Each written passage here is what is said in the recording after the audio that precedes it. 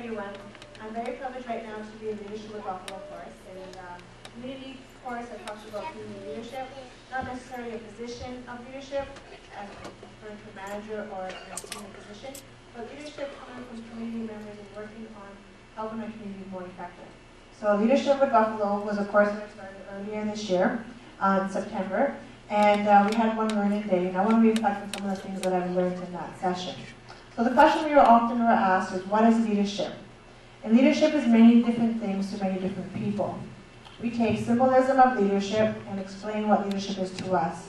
We also use different definitions, like a leadership could be an attitude, or leadership can be a team working together with a common goal. There's 5 things was inspire a shared vision. And it is not just getting a team together, but it is establishing and sharing a vision. Everybody has a vision, and part of that vision is a piece. So if I have a piece of that vision, and somebody else has another piece of that puzzle, we put all our pieces together and we have an excellent vision. It is to align your vision with others to make that puzzle complete. So that was the first topic, was inspiring a shared vision. The second one was challenge the process. This is very interesting because it's often the most challenging, is because we have to question the status quo. Usually things are happening in a certain style or a certain way and we're familiar with that. But when we challenge that process, we're doing something different. And change often is something uncomfortable for some people.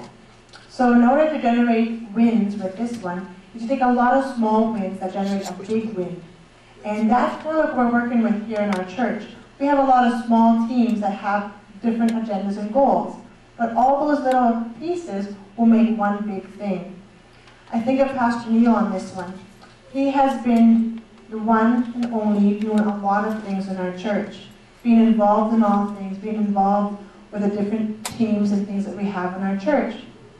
And I look at St. Albert and Athabasca, and you know, I appreciate what they do because they don't have Pastor Neil with them all the time, but they still take the initiative to go ahead and do a project. See, sometimes we get so comfortable having high relationship in leadership, which means we want the person that we look to be involved in everything that we do. But often we have to challenge that process and think, you know what, I'm going to take the initiative to go beyond, do something different. And then taking that report and presenting it afterward and saying, where can I change, what have I done that's really good, what can I improve on? So we need to work on our little teams and generate small wins, because collectively it'll be a big change, a big win. The third thing we talked about in our class was enable others to act. Sometimes this is the most challenging as well as challenge the process, because you have to build trust. Enabling others to act means not doing the task yourself. Sharing resources, sharing ideas, sharing that vision. And sometimes, you know, when we trust somebody, it makes it easier. You're enabling them to do their part. So what I refer to here is an example, like, say I have a task to do in my team. And say our task was to go and plant seeds. Somebody gets the dirt, someone gets the water, someone gets the seeds. But all together we plant it. If I don't trust the individual who's getting the water, and I don't trust the individual who's getting the dirt, and I don't trust the person who's getting the seeds, guess what's going to happen? I'm going to do it myself. So that's not enabling others to act. And that is for leadership, in my definition, because you want to encourage everyone to be involved. And that's when we talked about our teams, we didn't want to have somebody who's the team captain. We wanted to have someone who's a spokesperson. Because each month, a different person on your team can be a spokesperson.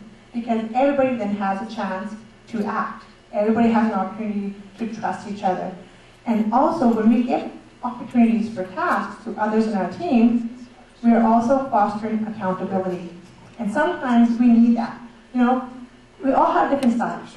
I get a task given to somebody, they might do that task the next morning. The other person goes, when's the due date? The due date is Friday. Well, they might do it Thursday night or early Friday morning, but the job still gets done. And we have to be very sensitive to each other's styles, because we still want to be accountable and be able to be involved and trust each other. The fourth one was encourage the heart. Recognize others' contributions. being sincere, expect the best. So creating a spirit of community, feeling competent, having personal involvement, because this comes from the heart. You're encouraging from the heart. You're encouraging yourself to be involved, you're encouraging others, and that goes back to enabling them. And then you celebrate together. You celebrate the values and the victories. You celebrate an award. Oh, you know what? We've accomplished this task. We planted the seed. Everybody had their part. And that was another discussion we had about leadership. And the fifth one was leadership is everyone's business. Leaders make a difference. You are the most important leader in your company, your team. You're the most important leader in your church. So whatever task you have, you're the most important leader.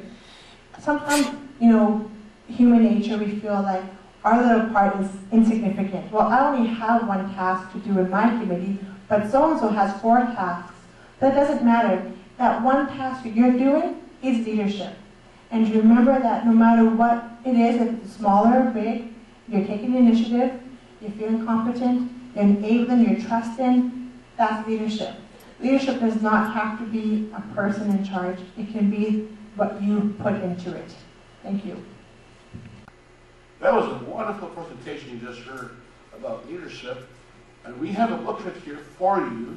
If you go right to the Tabernacle of Praise box, 5634, Fort McMurray, Alberta, Canada, T, the top, 9H3G6.